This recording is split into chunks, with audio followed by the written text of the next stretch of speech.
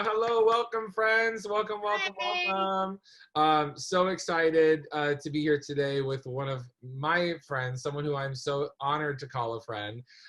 This incredible woman she is one of the most hysterical people I know, and I know a lot of fun people. And You're an easy laugh, TJ. There's not gonna be any pressure, Diane. Now you have to be funny for 50 minutes. I don't know that you know how to do that, but no. My writers are out of town. Just so they're in lockdown. Dang it. Well, we have Diane was our Glinda and Annie M in The Wizard of Oz, and we've been dying to work with her again, and it's gonna happen once we come back from the COVID, the Rona. Yeah. But yeah, we love her with all of our heart, and I want to just please welcome the incredible Diane Vincent. Woo! Thank you. So great to be here with you all. Yay! So we're gonna, thought it would be really fun to have a little lunch with Lucy. It's gonna be so much fun to chat about one of my favorite icons, if not probably my favorite icon of all time. And we're raising our kids right. They're addicted and ask for I Love Lucy. Oh, good for you. Oh yeah, Good 3, 5, and 8, and they asked to watch it. Oh, And last night they were like, is there anything we can see of her in color? And I was like, well, yes, there is. And we put on Long Trailer, and then away we went. Well, did you also know they've been colorizing some of the episodes? Yes. And I need to look some of those up. For some reason, those also kind of freak me out. I don't know why. I love them, but I'm also like, but this is just not how it is. I know. It's a little jarring, but they're getting really good with the technology. They are, yeah. When they first started doing them, the skin tones, like Fred was a little too pink, Yes. But they're really getting very good with that technology. Yeah, they are. Yeah, they used to look like pastel paintings. And now, yeah, it is getting much better. But I love that your kids are watching. That gives me hope.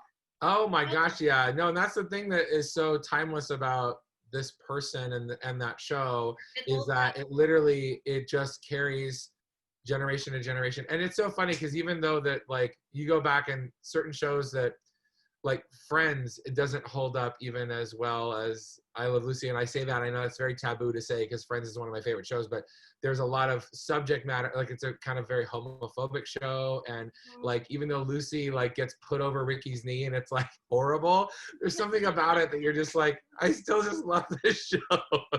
It's so good. It has stood the test of time, that's for sure. Really, really has.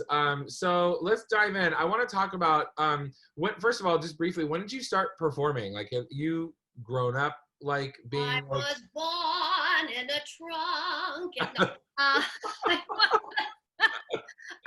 I started performing around my tweens, 10, 11.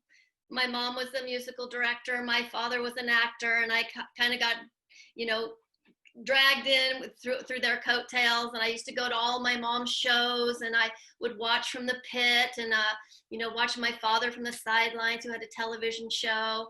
My dad was a horror film host, Seymour of Fright Night. If any of you are from Southern California, you might remember he was Elvira's predecessor, and he was a big cult phenomenon here in Southern California. So I had it in my blood, it was in my genes. So I started performing around 10 or 11 years old, something like that, and then did a lot of community theater with my mom, and got bitten by the bug early on there. Yeah, I mean, it's clear because just your ability to, you can tell that you've been doing it all your life, just because you're the way that your sense of timing and just all of it is so brilliant and well refined. So that doesn't surprise me a bit, and that your family obviously is incredible. My parents were very funny. My father particularly a very funny comedian, and so I thank you, my parents, for instilling that in me.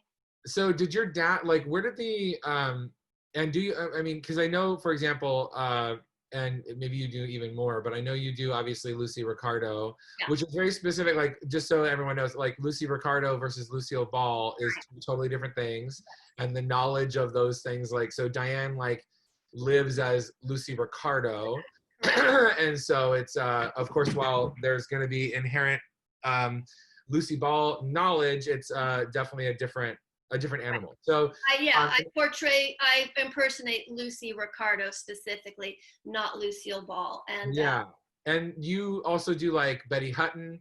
I do Betty Hutton's songbook. I performed her songbook. I don't necessarily impersonate her, but I do love performing her material. So is Lucy the only like impersonation that you do? Yeah, from head to toe, as far as physicality, you know, makeup, taking on the physical illusion. She's the only one that I impersonate fully. Like Got that. you. So like, then how did that really come about? Like when, because if you didn't like grow up, because there's comedians like Nicole Parker who was on here who does like 100 different impersonations, and that's like kind of a thing that she does. So since that wasn't really a part of like your being, how did the Lucy Ricardo thing come to be? Well, like your kids. So how old's your oldest kid? 8. Okay, I started watching I Love Lucy when I was 7, and I became madly. And by the way, it wasn't prime time. Okay. Right. You were watching live when it was airing? No. Yeah, I was in the studio audience. No, Channel 11. This is before MeTV, Hallmark Channel. Channel 11. I never missed an episode. I saw them countless times. Had them all memorized. So by the time I was in my adulthood, I knew it. It was like through osmosis, I could just perform her, and I didn't know there was a job to be had playing Lucy Ricardo. But do you want to hear the quick little how I got into that? I do, yeah, absolutely. It's like something. So I loved the show, loved her, loved the series, and I was doing a lot of theater, community theater, and then eventually I got my equity card in San Bernardino at the San Bernardino Civic Light Opera. God rest her soul. I know. And I went on to do other equity shows. And I did a show, TJ, at a theater down in your neck of the woods called the Grand Dinner Theater. Oh, yeah. It's still, but they still have like the sign basically on Harbor Boulevard. Does it say Diane Vincent was here? It should. I got cast in a production of Pal Joey. Oh my gosh. And I was playing Gladys Bumps. She was a loudmouth, gum chewing gangster small, type. I was cast against type. Right. So I was doing this show, and I have a little show and tell for you. Someone took a photograph of me backstage one day in my costume. And in the show, I wore a bright red wig. I had big red lips because it took place in the 40s, right? Right. Someone took a photograph of me backstage, and I don't know if you can see this photo. Oh my gosh, that is totally Lucy. It was, I said, oh, that kind of looks like somebody, but I don't know. Well, there was nothing to do with that. So the show, and oh, by the way, in Pal Joey, I had a Lucy Ricardo moment. We've all had wardrobe malfunctions in shows, right? I had a famous one where I exposed my entire upper body to the Grand Dinner Theater one in the Pal Joey Ballet, where I did a full arabesque and the halter top popped and exposed the girls. And I jeted off of the stage. And shortly thereafter, I was having a big birthday, and my husband had a cake made with a topless ballerina to commemorate that moment. But that was a total Lucy Ricardo moment. Not that she would have bared her topless, but I've had many moments like that on the stage, very Lucy Ricardo. So anyway, getting back to the Pal Joey, this picture sort of, because I felt, I have kind of could pull that look off.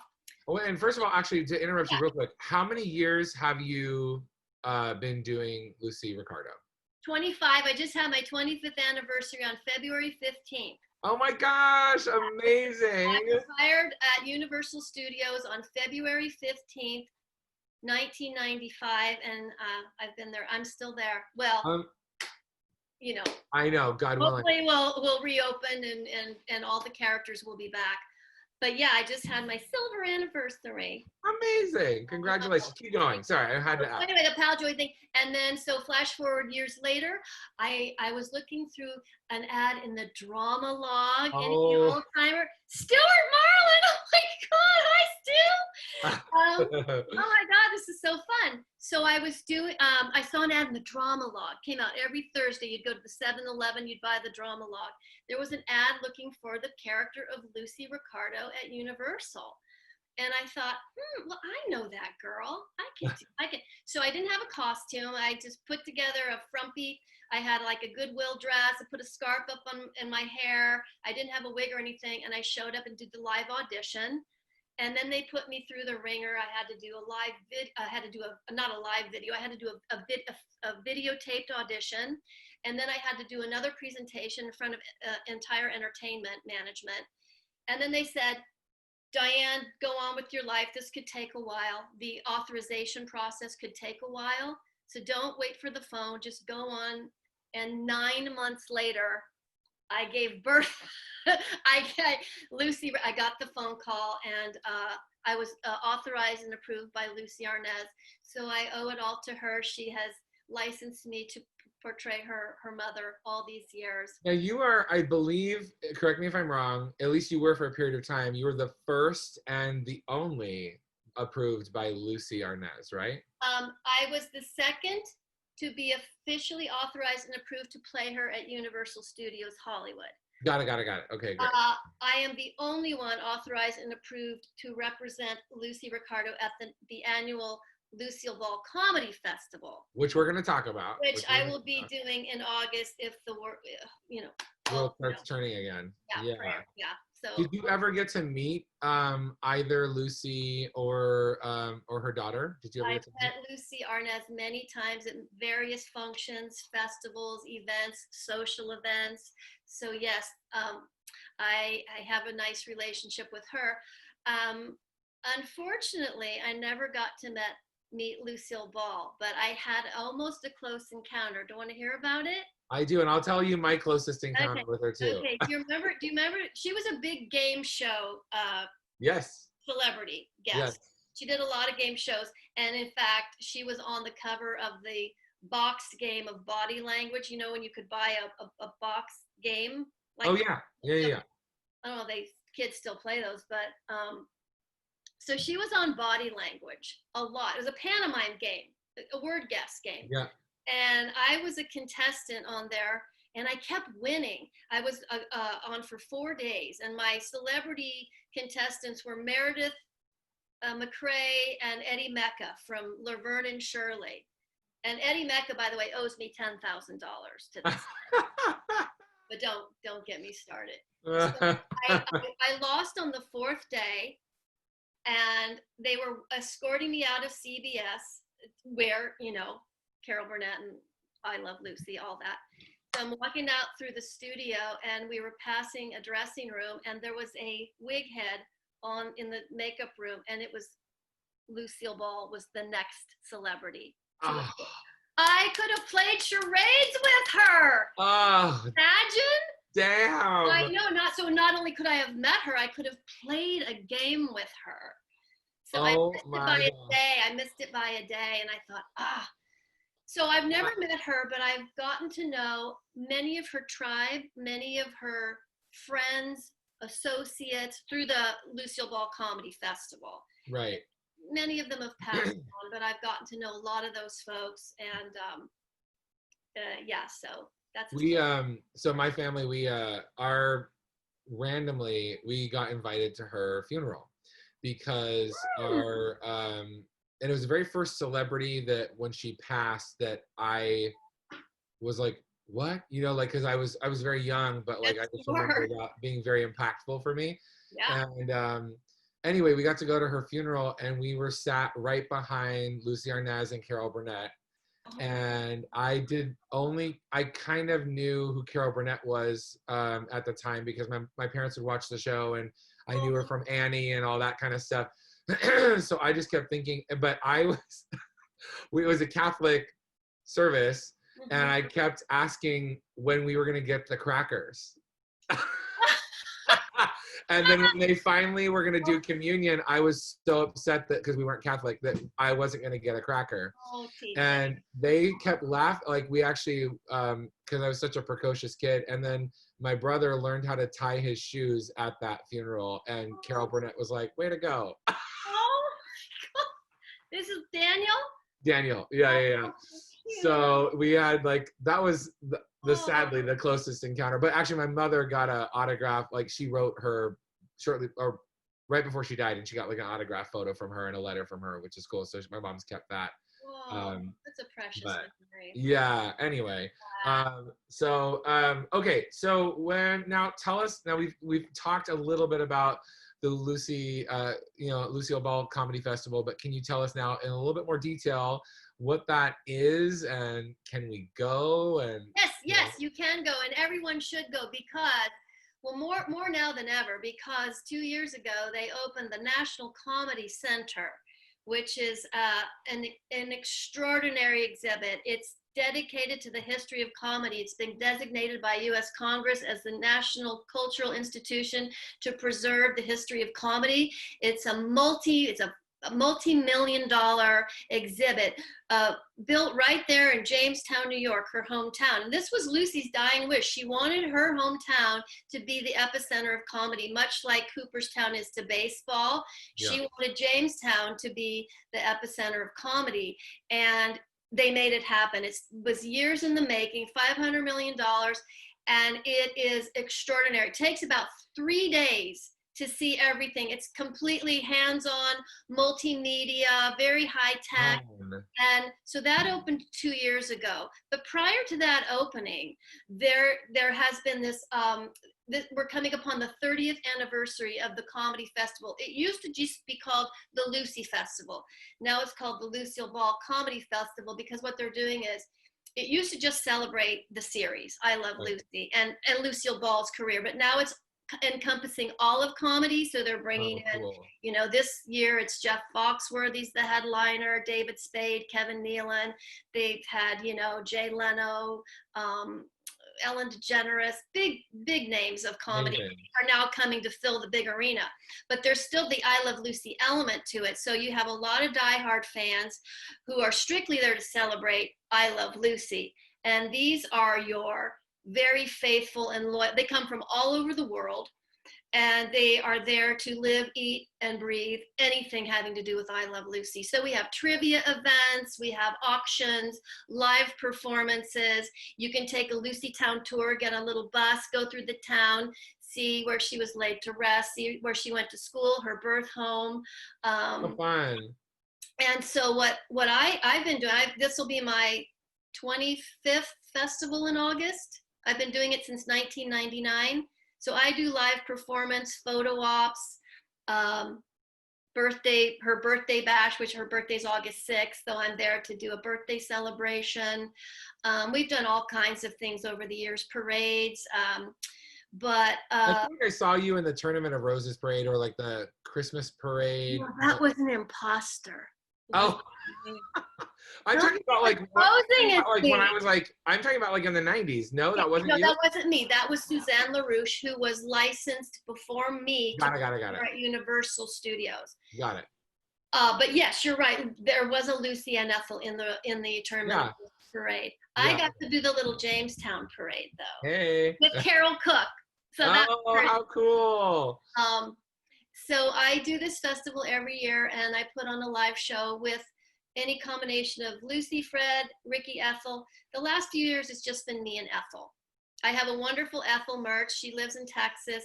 She used to work with me at Universal Studios, and unfortunately, they cut the character, which was a big mistake, but they cut it.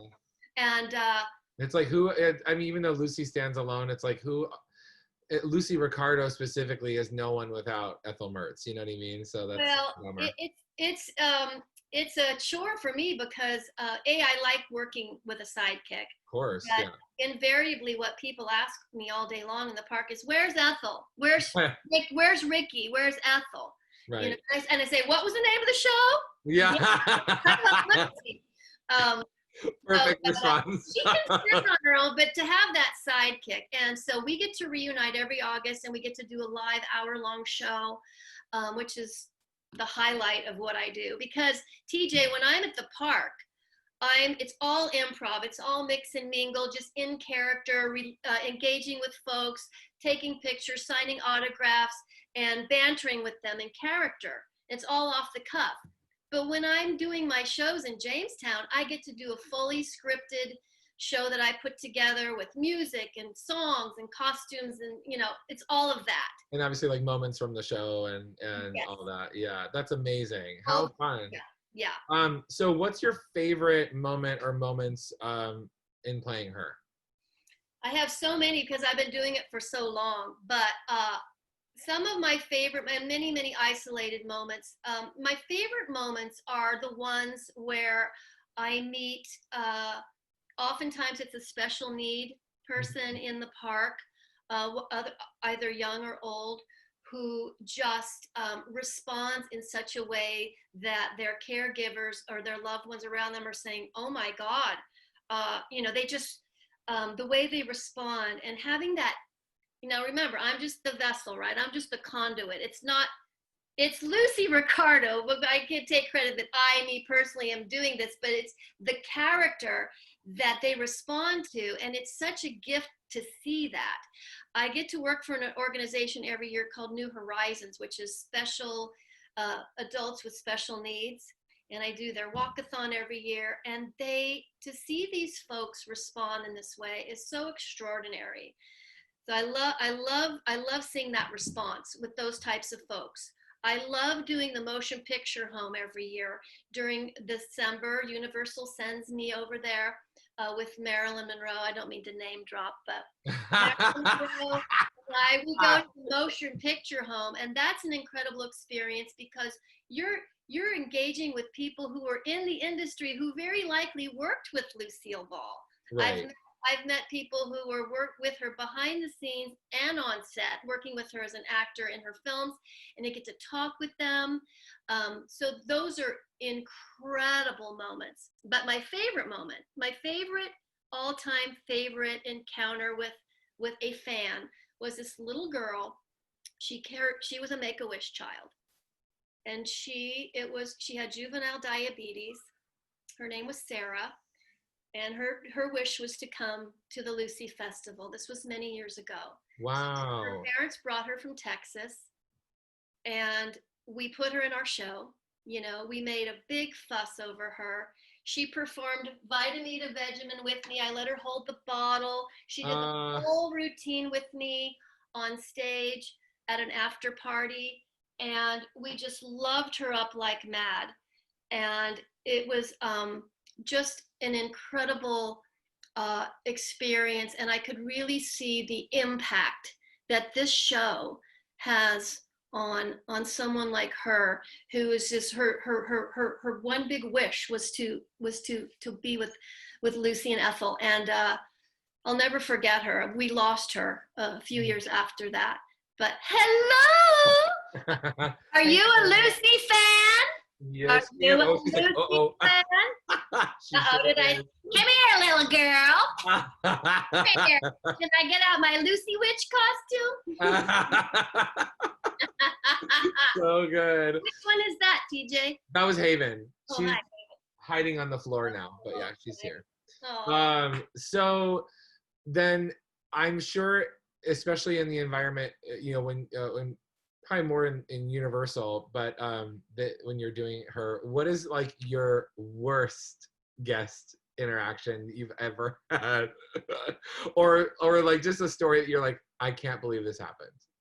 Yeah, there are those, right? But I have to say, in comparison to some of my coworkers, I feel really badly for like example, the Marylands. They get accosted all the time. I'm sure. They get harassed, they get groped, people are so respectful of Lucy Ricardo. And I've never really had a problem with people getting hands-on with me or being rude or being disrespectful. So I'm very, very thankful for that. But you do have the obnoxious comments, and some of them are probably not suitable for Zoom audience, but it's a little off color. Oh, the I can imagine. Ones are, when they see me in the park, if I'm holding my red parasol, I get a lot of Mary Poppins, Oh, sure. Mary that's just annoying. Right. And I say, no, she's down in Anaheim. Right. You're in the wrong place. People. I would just pay to see you which makes me want to pay someone to harass you just because I'd pay to see you kick their butt because with your words, because you could do it in such a way that Well, would be my so ex, funny. if someone's getting a little inappropriate like that, I just say, I think I hear Ethel calling me, or Yeah. or ah, cry my way out of it, or I'll Yeah. I find myself getting into awkward situations too. As Lucy would, Where I'll come upon a couple in the park, and it will be a same-sex couple, and they're married, and Lucy knew nothing of that. Right. So, but I can't go there. I can't comment on it because it wasn't of her time. So Right. I just say, congratulations. I knew I should have married Ethel. But it's funny because there's that time warp thing, right? Right. Like how do you make her exist in today's world? Because obviously she is in Universal. So right. That's so funny. It's a little dance you have to do. Yeah. But You're so creative. one guy said to me, I write these down, TJ, and of course they're not coming to me now, like the little encounters, the things that people say. But recently, like some guy said to me, and they always ask me where Ricky is. Oh, yeah. And I always have, I have a million answers, but I said, where's Disney? Instead of Desi. I said, where's Disney? And he said, he's down in Anaheim. People say the darndest things. I love it. What's your biggest challenge, do you think, in pulling off like the most authentic representation of her? Yeah, it's because it can be easily like a caricature, you know what I mean? Yeah, yes, very much so. I've come to learn through working at Universal Studios, and I know you have had experience in theme park work too, that as a character in the theme park, we get evaluated. And we don't have to re-audition every year, but we get evaluated every year. And the thing that comes up time after time with me, and the thing that people recognize me for the most, is my vocal performance. To sound like Lucy Ricardo I'm going to say it's challenging because it's so non-specific. She didn't really have any impediment or dialect. She had a slight transatlantic dialect, but nothing that you can really, grasp onto. And so I would say that I'm fortunate that I'm able to do that with ease. But I find that as they audition the character, they're finding that that's something that really is difficult, because that's the one trait that they find at the end of the audition process that they can't deliver. Right. The voice is the one thing that they might have the look and they might have some of the nuances, but it's the voice. And there's I don't know how. It's interesting because it's like right in your mask, but it's also like. Right. I did have to talk really loudly when I do her, and it's really strengthened my voice, I think, over the years. I kind of like have cast iron vocal cords as a result. That or years of playing Lena Lamont. I don't know which. Yes, all of the above. What's your favorite? If someone asked me this question, I just simply probably couldn't answer it. What's the favorite episode? Yeah, what's your favorite? Because mine, most recently, because my kids actually asked for it by name. I'm so proud of them. Tell me. They're like, can we watch Ethel's Hometown? Oh my God, I love that. First of all, I love that they isolate. I love that they picked that one. I love that they know the title of it. Yes. And I love that. It literally just happened last night. They were like, can we watch Ethel's Hometown? Oh my God. Let me tell you, that is gold, because that's the one episode that really does feature Vivian so great. It does, yeah. And all the antics they do, I've recreated that number many, many times. Oh, it's so brilliant. It's like so simple and so perfect. And what I'll do in Jamestown when we've recreated that on stage, TJ, this is really fun. We'll have my Ethel sing Shorten and Bread and the Chocolate Soldier, my hero from the Chocolate Soldier. And what I'll do is I'll have pre-picked fans to come up on the stage and teach them the antics. Oh, perfect. So they do the crossovers backstage, upstage of Ethel. That's a really fun one. So I love Ethel's hometown. Love it. I get asked that question a lot, and so putting aside all of the obvious favorite choices, and we all know what they are, right? Candy Factory and Italian movie, job switching, Vitamin Vegetable. and hello, okay, job and Lucy's TV commercial. Hi, hello, hi Jeanette. How are you? I like your sombrero. Are you gardening? She's been outside with the kids doing like water play, and so she has her big old sun hat on. Girl, gotta go. Oh, I know, honey. I know. Good to see you, girl. Good to see you. The busy mom. Yeah. So here's my favorite, aside from the classics, those like famous ones. Yeah. I love the Hollywood episodes. My favorite is LA at Last, which is the Bill Holden episode. It's so good. Because honestly, from beginning to end, scene for scene, every scene is a gem. Yep. You know, you got her in the brown derby with the spaghetti, and that whole scene is so priceless. The writing on it, and then ending with the putty nose. I mean, it's literally, and I used to have trouble remembering that was all the same episode, because they all usually an episode will have like a couple like iconic moments, like Lucy's Italian Movie. It's all about the vat. Right. That's why I love LA yeah. at Last, because it's got so many great moments from beginning to end. And yeah. I love Bill Holden. Yeah. My kids now, because they love that, they love the Hollywood episode. They're now in the European tour thing right now, and as they're watching. But which I love the Europe ones too. But they love LA at Last is probably their favorite Hollywood episode, and they now know that Disney World has a replica of the Brown Derby, and they want to go because they want to cut their spaghetti. The spaghetti. Yeah. Oh my God. I'm just like, I'm raising great humans along with my wife. Every time I see young people at Universal or wherever, I always thank the parents. I say, you know, first of all, job security, right? Right. Hello. To keep her legacy alive and introducing her to young people, I think it's really important because, you know, look what she did. And she was always so worried in all of her interviews about not being relevant, people not liking her, wanting her. That's something. And it's just so funny. Like, you got to wonder like what she would think about what kind of impact. I don't know if she ever really saw, because she was always constantly working, and you watch the interviews of her trying to stay relevant and stay and come out with the next thing. And I think she would be amazed. I think she would be amazed. Oh, did you watch the Will and Grace recreation recently? No, I didn't get to see it yet. I want to. It was incredible, and I was fortunate enough to see the taping, and I got to see, you know, up close and personal. The way they recreated the sets were unbelievable. You heard about it though, right? I did. I saw like a commercial for it, and I was like, I have to see that. Yeah. Deborah Messing, she just killed it. But to have the four of them role play and do all four characters was just hilarious.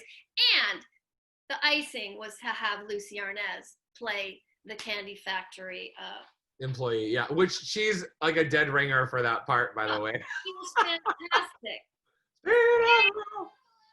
Yeah, it's so I have a little show and tell for you.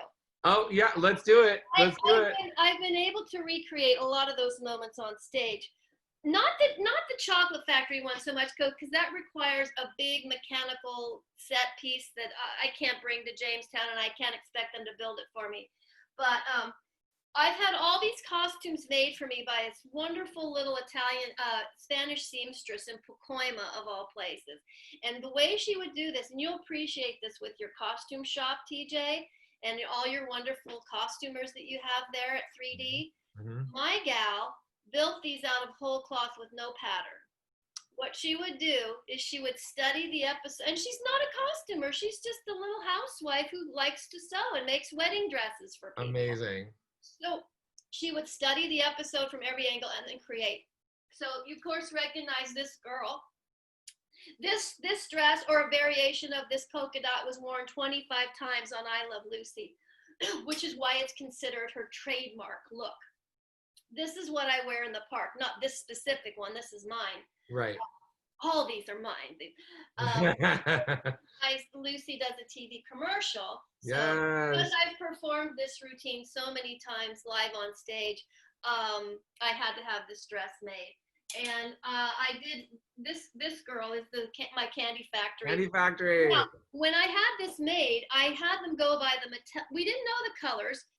Now that we have a I Love Lucy paper doll book made by my friend Rick Carl, who's a wonderful artist and knows everything about I Love Lucy and all the colors, and he's researched. When Mattel came out, you know the line of Barbie dolls they came out with? When Mattel came out with the Chocolate Factory dolls, they made them pink and gray, but they in fact were not pink and gray, they were white and gray. This is my grave stomping girl, and I've had an opportunity to wear her, not as much as I'd like to, but there again, you know, having to recreate. I've done a few events in vineyards, but now this is one of my favorites, Sally Sweet, and I've gotten to wear her a lot over the years. And I hope now that we're in lockdown, I can get into her again. You just need to get that thing that she had in her bedroom, the sweat box. I gotta recreate that episode. Literally, I have to sit in that sauna. But this is that looks perfect. That literally looks like perfect. This is the skirt. You can see. Chick chicky boom, chick chicky boom, chick. Now this one is not an exact replica. This is Lucy's. Oh yeah. To Ricky that they're gonna have the baby, and I've gotten to reenact this live on stage with a couple of my Rickies. I'm fickle. I've worked with two Rickies, Adrian Israel and Bill Mendieta, and they're both fabulous. And so I've gotten to recreate that moment on stage. This is a house coat. I don't know, from Bill Holden episode. Oh, that Jeanette covets that. She wants that so bad. I have good news for Jeanette, and you're going to want to write this down. Okay. There's a store in Burbank called Unique Vintage. They just came out with an I Love Lucy line. Shut up. You can buy this now.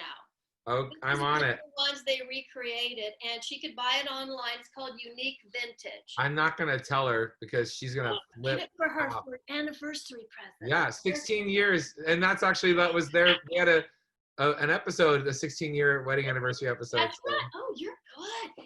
You are good. And then my witchy girl.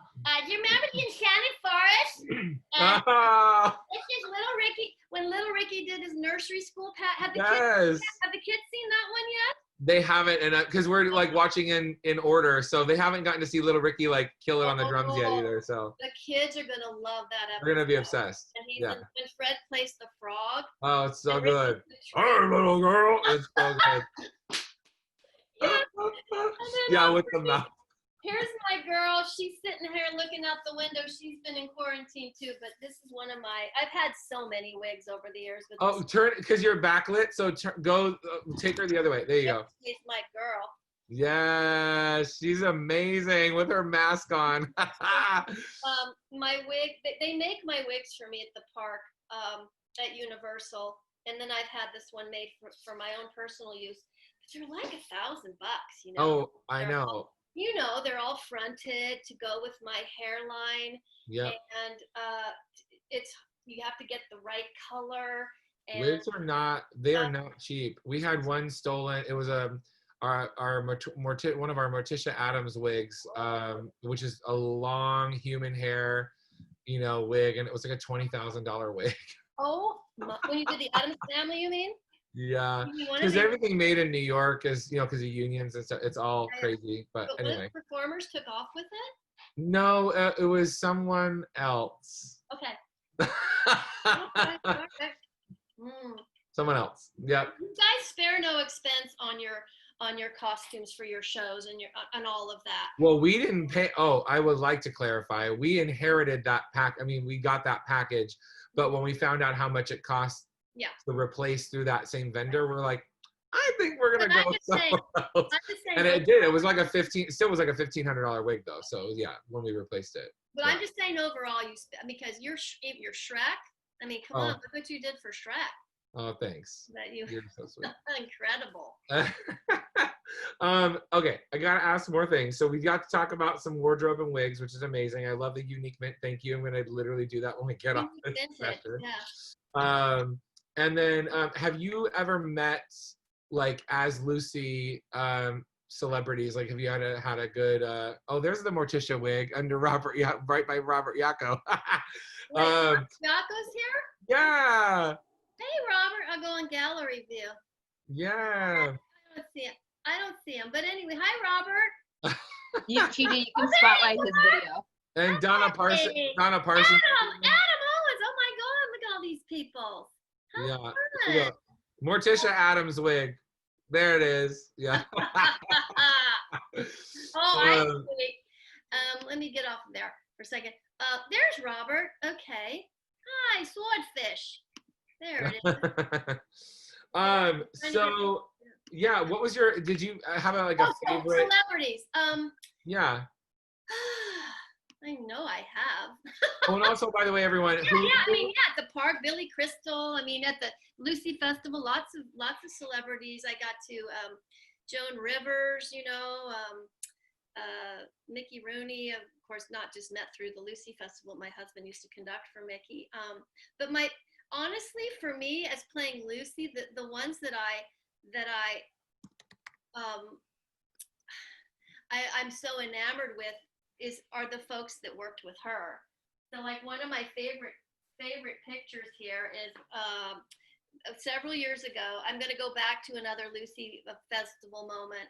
Because of the Lucy Festival would attract folks that worked with her, because they'd bring them on to do Q&As and hi Adam, and lunches and whatnot. So one year, TJ, their celebrity headliner for the year was going to be Edie Adams. Okay? Oh, cool. Now Edie Adams got shingles and she couldn't appear at the last minute. And she had the whole big Saturday night 8:00 show at the Civic Center. So they called upon me and said, show's tomorrow night, what can you do? Well, I was fortunate that weekend to have alongside with me as a guest. Do you remember Dan Mojica? Of course, God, I love him. Yeah. So the beloved Dan Mojica was there, just accompanying me for the weekend. He wasn't there to work. He was just there because he was a huge Lucy fan. So he always said, "Oh, I want to go to Lucy Festival." I said, "Come on." He came, found out Edie Adams. The director of the festival said, "What can you?" I said, "Well, it just so happens I have a Broadway director choreographer with me this weekend. Give us 24 hours and we'll put on a show." So it so happened that is an I Love Lucy episode, by the way. It so happened that at that particular weekend, the guests that were appearing during the festival were Melody Thomas Scott from Young and the Restless, who was I never watched the soap, but she was a big soap diva. She was there along with Keith Thibodeau, who played Little Ricky. And then you had Wanda Clark, who was Lucille Ball's secretary for many, many years.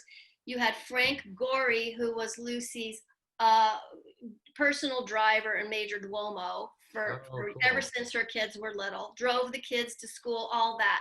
He was a great guy. We've lost him. And then we had Elizabeth Edwards, who was Lucy's assistant and still is to this day. Elizabeth Edwards, beautiful gal. I'm good friends with her. And then Tom Watson, who was the president of We Love Lucy fan club and was Lucille Ball's publicist. So what we did is we gathered all these people and we said, oh, and Bart Braverman. Remember the episode? Hey, shiny your shoe, you shine the boy. It's my birthday too. Yeah, it's my birthday. He was the little boy who played, and they brought him on. So I took all these people and we put on a show. And what we did is Melody and I did like a Lucy and Ethel riff, and we did like a talent show where we brought people from the audience to come up and demonstrate a talent, whether it be balancing on one hand or doing a bird do whatever they could do. And then these people, I have this picture of all of them right here. They were the contestant, like the American Idol judges. Oh yes. All on stage, and then the show ended with Keith Thibodeau playing the drums. Oh, it was structured, but it was a lot of improv and just messing with the audience. So at the festival, I would meet people like them, and then William Asher and Oh, Bob cool. Schiller and Dan Kahn, who was their editor, who I became good friends with, and on and on. Just so many of these folks who worked on this show, and I got to become friends with them and be in catalogs with them. And so those are my favorite celebrity encounters, because and I know there's other celebrities I'm not thinking of that I've met over But I mean, that truly, I mean, those are my celebrities. yeah, because you're meeting people that like actually worked with her and knew her, at an intimate level. Yeah, that's amazing. Is there like one story that stands out from any of them having worked with her either on set or off set? I know she was very much not at all who Lucy Ricardo was. She was a very tough cookie. Most people are pretty consistent in that she was a very focused, but obviously driven and serious businesswoman. Yeah. She not really funny in life. Yeah. And she always said about herself, "I'm not a funny person. I just do funny things." Right. Which, you can give anybody the script that she was given and they couldn't make it funny, but she could. So she could, it kind of reminds me of my other favorite icon, Carol Burnett, who used to say, get the script, and she'd say, "Okay, where do you want the laugh and how long do you want it?" I mean, imagine having that much control. Really? Where do you want it and how long do you want it? I mean, she could. Yeah, she 100% could. And obviously had a good mentor in Lucy. What's that? She had a really amazing mentor with Lucy, obviously. Oh, yeah. In fact, you were talking about how you went to Lucy's funeral. Yeah. She died on Carol Burnett's birthday. Oh, I didn't realize that. And Lucille Ball used to send Carol Burnett flowers on her birthday. And she did, in fact, receive flowers on the day that she still got the flowers on the day that she passed. Wow. And I was fortunate enough to get to work with Carol Burnett, and that was a dream come true for me, because if I couldn't have worked with Lucille Ball, I mean, I got to work with Carol in a show down in Long Beach Civic Light Opera. I think Robert did that with you, yeah? Yako, yeah. Not that one, but he did do Putting It Together with Carol, right? That's Yako? Right. Yeah, right. He's unmuted, but he did. Yeah, that's right. And wasn't it great that Carol Burnett would do the Long Beach CLO? I mean, it was so cool that they had. Yeah, and I think he did company with her too. Yeah, they had so many stars that went through Long Beach. That's that was a huge loss when we lost them. But anywho, so I have. How about you, TJ? We'll see. So real quick, because we're going to be having to wrap up soon. Is there any questions for this? Oh, first of all, there was a question in the room that I want to touch on real quick, which is a cool question. It was from Stuart McFarlane. He had a question about, in the early episodes of I Love Lucy, she had the hair, her hair down, which is how she wore it, in life. Yeah. And then the banana clip, like ponytail, came into play. Do you know anything as to, well, first a little anecdote about that. The made-for-TV movie that starred Rachel York that they did, or the miniseries or whatever. We were talking with Rachel on here, and we were talking about that, and it was a really negative experience for her, because it was a bunch of people that didn't know Lucy really, and were like she said, the hair guy, they were having to recreate episodes. And they were doing the bread one, and Pioneer Women. Yeah. Yep. And he couldn't figure out how to make the wig, because it was made to be Lucy's hair length. Yeah. And every single time he tried to put it in a ponytail, it was this little tiny little thing. And they were like, "What?" And so he just gave up, and he was like, "We're not gonna do the hair." And she's like, "I will not film this scene unless you figure." She's like, "Go get a banana clip and figure it out." And then she literally, she came to set and they didn't have the wig right, and she's like, "I'm not going to be the one to go out there and get shamed by people because we didn't do the hair right." So anyway, do you know why or how that came to be at all? The change of the hairstyle? Yeah. I don't know. I wish I did know the answer to that, and I should know the answer to that. But I do know that Irma Cumesley, who was her hairdresser, the two of them must have made a decision at some point that it was more attractive to her to have the pulled back hair. But you do notice, and there's other episodes further down in the series, like when Ethel's translating from the kitchen through the record. Because she's trying to impress her mother-in-law. Yes, love that episode. She wearing the hair down because she had an earpiece on. So TJ, go back and forth. I have to go back to my Bible here and look that up because I don't know what dictated that transition. I personally think hair were very similar. Right, correct. And it could have been that they thought, and I personally think she's much more attractive with the pulled back bun. Oh yeah. I didn't like when she wore it down like that. Maybe they thought she looked too much like Vivian. Yeah, the hairstyle.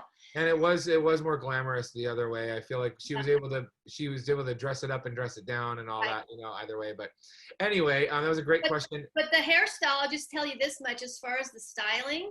I have an expert hairstylist at Universal, and I've never known anybody, whether it be a TV movie or whatnot, to master it. It's really hard, and she's been doing my wigs for 25 years, and she's got it down. I mean, it's just, sometimes I just see it, and it's to some other. No, even like the picture that it was in our thing for today's session is just uncanny. The hair, everything's perfect. Yeah. Any questions for this incredible woman? Does anyone else have a question? Gretchen Dawson. Hi, Gretchen. Yeah. Hi, Diane. Thank you so much for coming on and talking about all this. This is fascinating. I love Thanks for having me. Of course. I just wanted to pass along the info that you are sharing some really funny videos during quarantine. Yes. And if anybody has not seen them yet, get on it. They give me life. Please keep doing it. It's hilarious. They will make you they will make your day. They will make you laugh out loud. Her and her husband are doing these hysterical parody songs. Funny. Oh, thank you, Gretchen. Oh my God.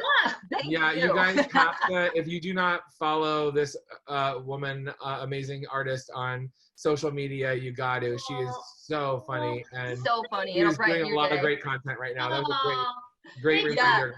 My husband and I are trying to, TJ, you and I were talking about this on the phone, like during this pandemic, especially to the young people. What do you do? How do you hone your craft? How do you stay creative?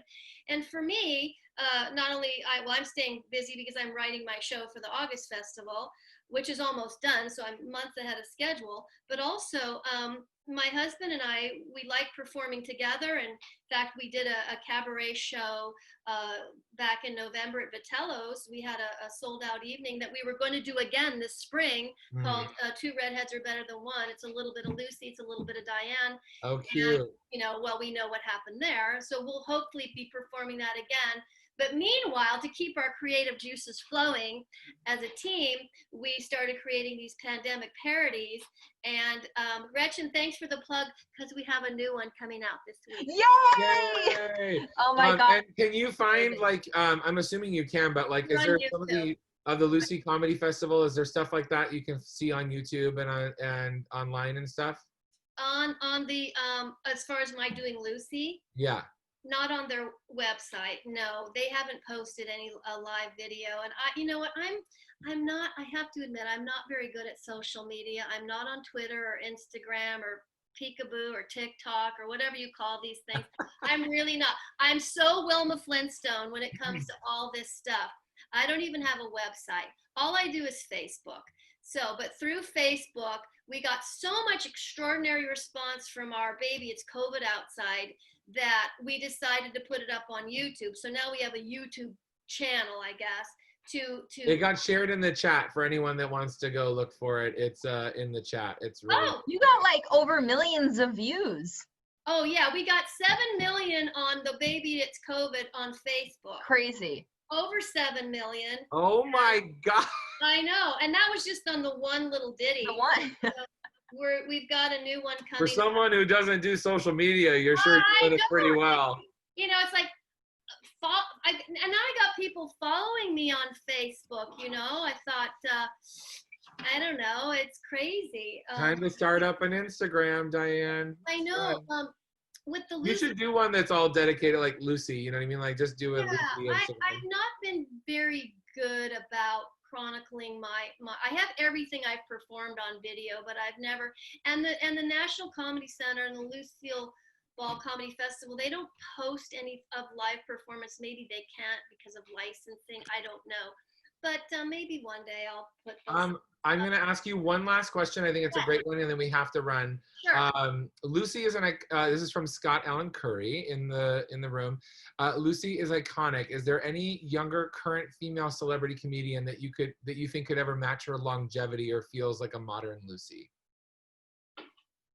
Well, I think Deborah Messing pretty much proved that when she did that one episode. And I never watched Will and Grace, but I'll tell you, I had a whole new fondness for her talent when I saw her do that episode. Now I kind of want to watch Will and Grace from the beginning. She's often been compared to She has been, I think, a lot of the time early because she was just a redheaded comedian. I think that people were like, oh, you're like Lucy, but she really does do broad, honest comedy very well. I was very taken by that. And like I said, while I was watching, I was going, when we were sitting in the studio audience, they were playing a lot of past, scenes from, and I go, oh my God, this series, these people are really incredibly talented.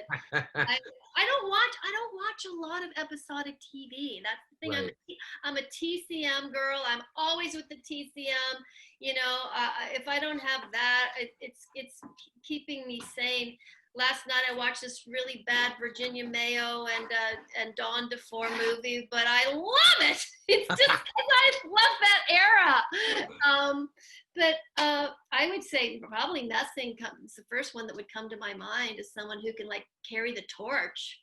Yeah, right. As far as that goes, I'm sure there's others. Yeah. Not coming to my mind. Yeah, no, I'm with you. She's just she is a one of a kind person. We may not see the likes of her again, but I don't think so. Yeah, but it was it's amazing. You can see how it has transcended all generations and all across the world. So it's pretty amazing. And I'm so glad your children are enjoying that. Is so great. I need to do some kind of like video content of them, like what, because they are now asking for all these old movies and like they are obsessed with I Love Lucy, and I'm just like so proud. One last thing I'm gonna tell you, and then we can go. Your kids, because you just reminded me, because you have the 3 small kids. Yeah. The Lucy Festival for 2 or 3 years in a row, there were 3 children that came with their parents for about 3 years, and every time they came, TJ, they were all dressed up from different episodes, and then they would recreate a scene. I'd bring them up on stage, and they would recreate, like the ballet. They did the ballet. Amazing. I mean, incredible. Gretchen used to do Vita Vita Vegemin as a kid. She used to do that like for our family gatherings and stuff. Yeah, it was so fun. But yeah, I think we should we'll have to get them some costumes. All right. We love you. We're starting our next class in 1 minute. Okay, when you do The King and I just want you to think out of the box and think of Lucy Ricardo. We kiss in a shadow. Don't you think? I think there's something there. I do think there's something there. I think I definitely would cave. Shall we dance on a bright cloud of music? Shall we fly? Think about it. Just think about it. It's so good. Oh my God. A huge round of applause for this incredible woman. I love you. Love you so much.